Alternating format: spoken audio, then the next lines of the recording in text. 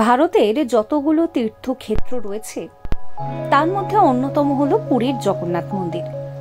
সারা বছরই আপনি যদি খেয়াল করেন তাহলে এই মন্দিরে পুণ্যার্থী এবং পর্যটকেরা ভিড় করেন। আর রথযাত্রার সময় তো এখানে পুণ্যার্থীদের ভিড় এক প্রকার উপচে পড়ে। দেশের পাশাপাশি বিদেশ থেকেও বহু পর্যটক আছেন যারা জগন্নাথ মন্দির দর্শন করতে পুরীতে আসেন। বিশ্বাস, ভগবান শ্রীকৃষ্ণ জগন্নাথ অবতারে পুরীর এই মন্দিরে অধিষ্ঠান করেন, আর তার সঙ্গে শ্রীকৃষ্ণের বড় ভাই বলভদ্র এবং ছোট বোন সুভদ্রাও একই আসনে অধিষ্ঠান করেন। পুরীর জগন্নাথ মন্দিরে যদি আপনি কোনো কিছু প্রার্থনা করেন তাহলে সেটা অবশ্যই পূরণ হবে, ভক্তরা অন্তত সেটাই মনে করেন। 800 বছরেরও বেশি পুরনো এই জগন্নাথ মন্দির, কিন্তু জানেন এখানে এমন অনেক ঘটনা ঘটে চলেছে যার বৈজ্ঞানিক ভিত্তি খুঁজে পাওয়া এক প্রকার দুষ্কর বলতে পারে। এক কথায় অলৌকিকতা এবং রহস্যের ঘেরাটোপে মোড়া রয়েছে পুরীর জগন্নাথ মন্দির। আজকের এই ভিডিওতে পুরীর জগন্নাথ মন্দিরের কয়েকটি অলৌকিক এবং রহস্যময় ঘটনা আপনাদেরকে বলবো, তাই ভিডিও পুরোটা দেখবেন। ভিডিও ভালো লাগলে অবশ্যই লাইক করবেন, শেয়ার করবেন, সাবস্ক্রাইব করবেন আমার চ্যানেলকে, আর অবশ্যই কমেন্ট করবেন। প্রথমেই যে গল্পটা বলি সেটা হচ্ছে উল্টো দিকে ধ্বজা ওড়ে। পুরীর জগন্নাথ মন্দিরে যদি আপনি যান তাহলে দেখবেন যে মন্দিরটি প্রায় 45 তলা বাড়ির উঁচু একটা মন্দির। সেই মন্দিরের একেবারে চূড়ায় একটা পতাকা লাগানো থাকে। খুব অবাক করার বিষয় হচ্ছে যে যেদিকে হাওয়া চলে সব সময় তার বিপরীত দিকে পতাকা ওড়ে। প্রতি বছর মন্দিরের পুরোহিত চূড়ায় উঠে পতাকা বদলান, কিন্তু হাওয়ার সঙ্গে পতাকা ওড়ার দিকের কোনো বদল হয় না। এরপর যে অলৌকিক ঘটনা আপনাদেরকে বলবো তা হচ্ছে মন্দিরের ছায়া দেখা যায় না।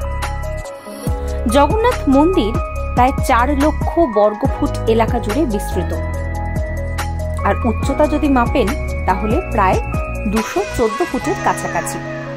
অথচ এই মন্দিরের চূড়ায় কোনো ছায়া দেখা যায় না, যা সাধারণ বিজ্ঞান ব্যাখ্যা করতে পারে না। জানেন পুরীর জগন্নাথ মন্দিরের উপরে পাখি উঠতেও দেখা যায় না। আমরা কি দেখে থাকি যে কোনো উঁচু বাড়ি হোক মন্দির হোক তার উপর দিয়ে পাখি উড়ে যায়, এটা একেবারে স্বাভাবিক সাধারণ একটা ঘটনা।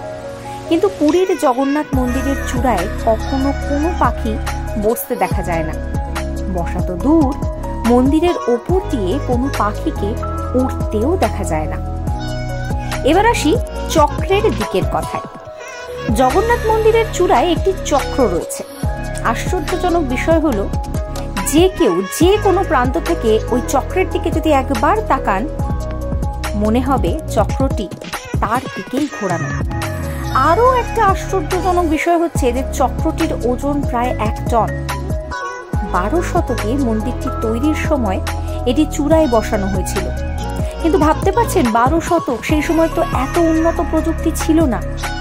ফলে কিভাবে চূড়ার উপর অত ভারী চক্রটা বসানো হলো সেই নিয়েও কিন্তু একটি সংশয় রয়েছে। প্রতি বছর একটা নির্দিষ্ট সময় পুরীর যে মন্দিরের বিগ্রহ তা বদল করা হয়। প্রতি 8, 12 এবং 19 বছর অন্তর পুরীর যে মন্দিরের বিগ্রহ রয়েছে তার বদল হয়। অর্থাৎ পবিত্র নিম গাছের কাঠ দিয়ে জগন্নাথ দেব, বলভদ্র এবং সুভদ্রার নবকলেবর হয়, আর পুরনো মূর্তি কৈলি বৈকুণ্ঠের কাছে পুঁতে দেওয়া হয়। আশ্চর্যের বিষয় হচ্ছে যে জগন্নাথ দেবের নবকলেবরের জন্য যে গাছটি নির্বাচন করা হয় সেটি মন্দির কর্তৃপক্ষের নির্ধারিত এক কাঠুরে গোপনে 21 দিন ধরে কাটেন। কেউ সেই বিষয়ে জানতেও পারে না। যখন নবকলেবরের কথা বললাম তখন মূর্তি বদলটাও আপনাদেরকে বলি। নবকলেবরের পর মূর্তি বদল করা হয় বিশেষ নিয়ম মেনে। জগন্নাথ মন্দিরের প্রবীণ পুরোহিতের চোখ বেঁধে হাতে দস্তানা পরিয়ে মূর্তি বদল করা হয়। জানেন সেই সময় গোটা শহরের বিদ্যুৎ সংযোগ একেবারে বিচ্ছিন্ন করে দেওয়া হয় এবং মন্দিরের বাইরে সেন্ট্রাল ফোর্স মোতায়েন করা হয়।